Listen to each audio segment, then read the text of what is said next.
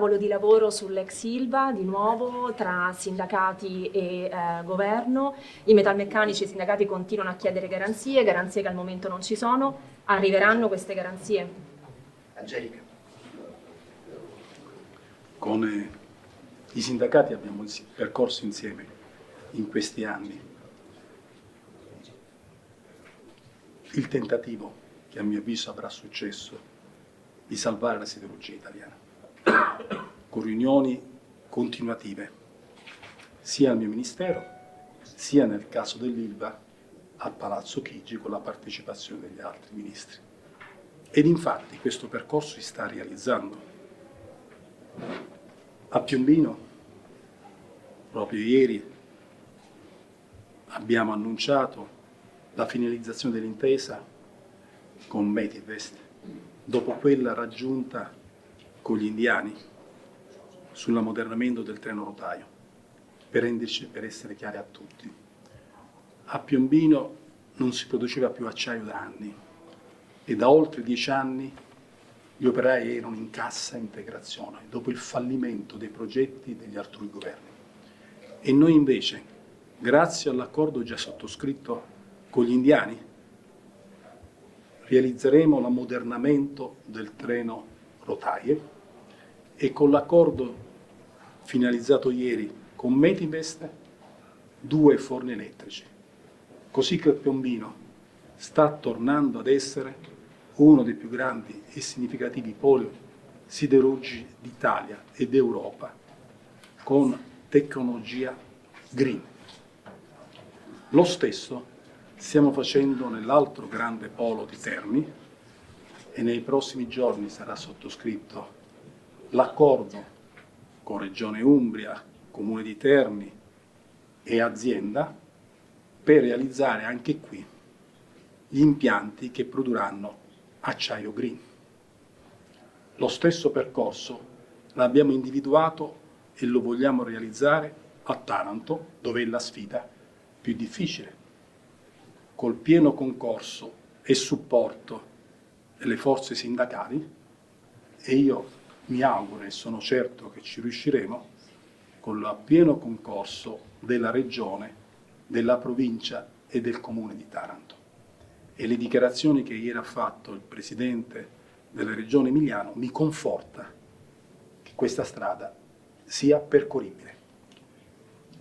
La strada presuppone un accordo di programma con tutti gli attori, Regione, Comune, Province, Autorità Portuale di Taranto, certamente e innanzitutto Governo nazionale, che preveda l'obiettivo della piena decarbonizzazione del sito siderurgico attraverso la realizzazione nei tempi che saranno necessari dei 3 forni elettrici che via via in fasi successive sostituiranno gli altoforni e parallelamente dei DRI con gli impianti di cattura della CO2 annessi che forniranno sempre in parallelo il preridotto necessario agli forni elettrici.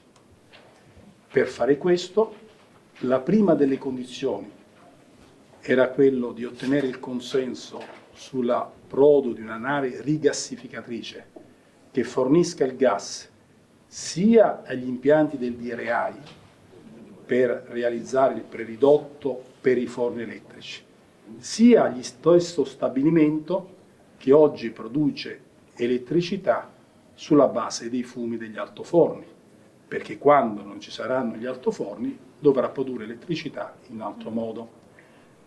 La nave rigassificatrice resterà al porto di Taranto per il tempo necessario affinché il gasdotto, il TAP, possa far affluire maggiore gas e poi il raccordo tra il TAP che approda proprio in Puglia e il DRI di Taranto potrà fornire il gas senza avere più bisogno della nave rigassificatrice.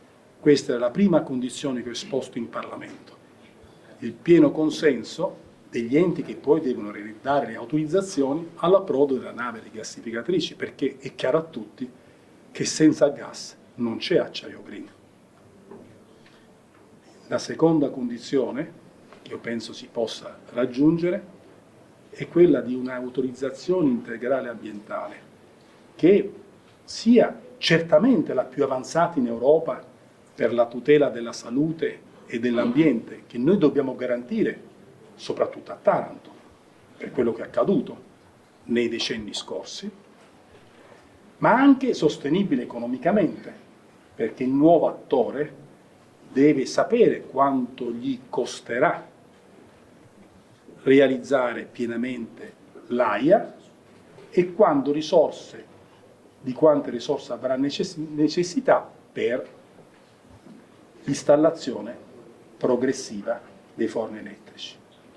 E quindi io penso che se realizziamo un accordo di programma che abbia tutte le premesse e le condizioni per poi essere recepito dall'autorizzazione integrale ambientale, avremo fatto due passi importanti, preliminari, decisivi e urgenti. La terza condizione, che ovviamente tutti ci chiedono, è quella di mantenere in attività lo stabilimento, sia per evitare che gli impianti collassino, sia per mantenere delle quote di mercato che altrimenti sarebbero ovviamente nei prossimi anni conquistati da altri attori.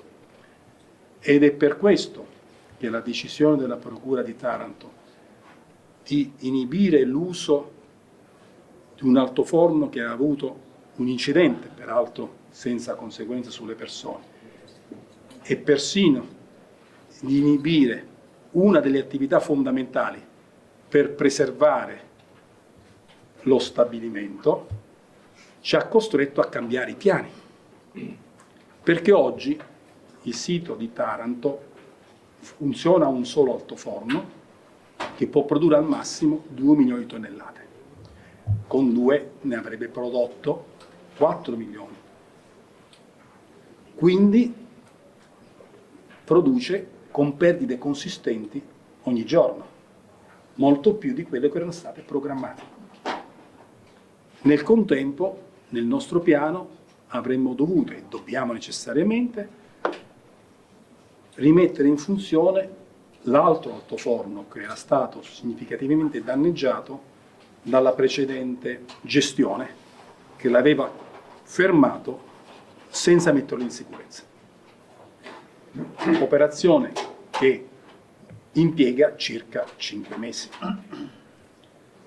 Ecco perché vi è la necessità di capire in questi mesi in cui, come conseguenza della decisione della Procura, lo stabilimento potrà andare avanti solo con un altoforno, quanto si possa gestire il problema occupazionale diretto sugli operai che lavorano. Metà produzione significa inevitabilmente metà occupazione di quella prevista. Vedremo come gestire con i sindacati, in piena intesa con i sindacati, lo faremo in piena intesa con i sindacati, ma anche l'impatto sull'indotto e quindi sui lavoratori dell'indotto che avevamo salvaguardato lo scorso anno grazie alle risorse, all'impegno molto assertivo del governo nazionale che aveva messo in salvaguardia l'indotto rispetto all'amministrazione straordinaria. Per questo, nelle prossime ore, lunedì, incontrerò anche le imprese dell'indotto per capire quale potrebbe essere l'impatto di questa mancata produzione per un periodo così lungo, sin quando non si riattivi quel forno. E poi, come era previsto, bisogna nel frattempo, dopo, anche per un breve periodo di tempo, comunque mettere in manutenzione anche la FO 4, era già previsto. Il che vuol dire che avanti abbiamo un percorso che i tecnici stanno ben delimitando, di un periodo in cui ci sarà una bassa produzione con un impatto anche significativo sui lavoratori dell'indotto. Come sempre lo faremo con piena trasparenza, determinazione, consapevolezza e responsabilità. Mi auguro che questo sia possibile farlo in accordo con gli enti locali e sono certo che la sarà fatto con il concorso responsabile delle forze sindacali con cui abbiamo collaborato sin dall'inizio nel migliore dei modi. Faccio un appello a tutti perché ci vuole la massima responsabilità, anche perché il negoziato è in corso e se si danno segnali così negativi è chiaro che poi la strada per i negoziatori è più difficile. E io però sono convinto che sia possibile giungere in porto. E quando lo faremo, mi auguro quindi che ARA emerga nei prossimi mesi, noi potremo diventare nell'arco dei prossimi anni, man mano che il piano di decarbonizzazione sarà completato, il primo paese a produzione totalmente green d'Europa, il più avanzato sul piano della siderurgia, con la tecnologia migliore nel rispetto dell'ambiente e della salute. Un orgoglio per il Made in Italy e per il nostro Paese. Ma ci vuole il concorso di tutti, la piena responsabilità e collaborazione.